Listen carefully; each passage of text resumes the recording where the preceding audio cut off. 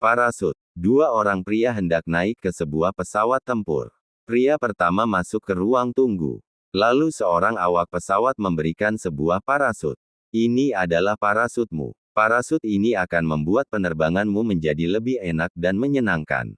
Pria pertama itu mengenakan parasutnya dan menunggu di ruang tunggu.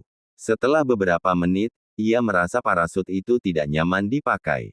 Parasut itu terasa berat, membuat dia keringatan, dan membuatnya susah bergerak.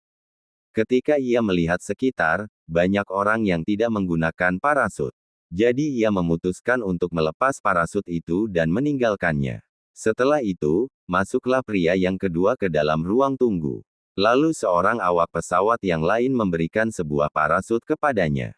Ini adalah parasutmu. Di tengah penerbangan, akan ada waktu di mana kamu harus melompat turun. Parasut inilah yang akan menyelamatkanmu dan yang akan membuatmu mendarat dengan selamat. Pria kedua itu pun mengenakan parasutnya dan menunggu di ruang tunggu. Seperti pria pertama, si pria kedua juga merasa tidak nyaman menggunakan parasut ini. Ketika ia melihat sekitar, banyak yang sudah melepas dan meninggalkan parasutnya. Tetapi karena ia tahu bahwa parasut inilah yang akan menyelamatkannya, ia tidak mau melepasnya.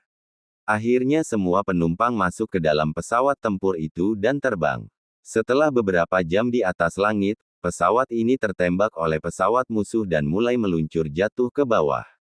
Mereka yang memiliki parasut pun langsung melompat dan membuka parasut mereka. Sedangkan mereka yang tidak memiliki parasut hanya bisa pasrah dan tidak dapat keluar dari pesawat dengan selamat. Kisah ini adalah sebuah ilustrasi tentang hidup kita.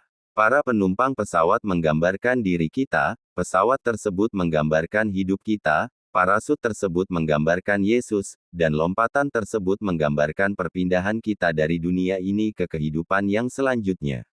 Yesus bukanlah suatu dekorasi yang akan membuat hidup kita menjadi lebih enak dan menyenangkan.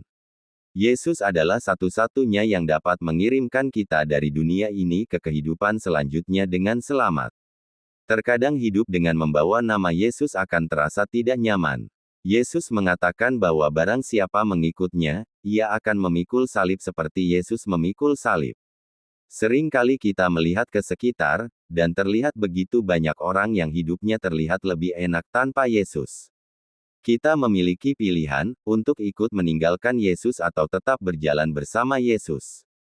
Keputusan ada di tangan setiap dari kita masing-masing. Tetapi kita semua suatu hari nanti akan melakukan lompatan tersebut.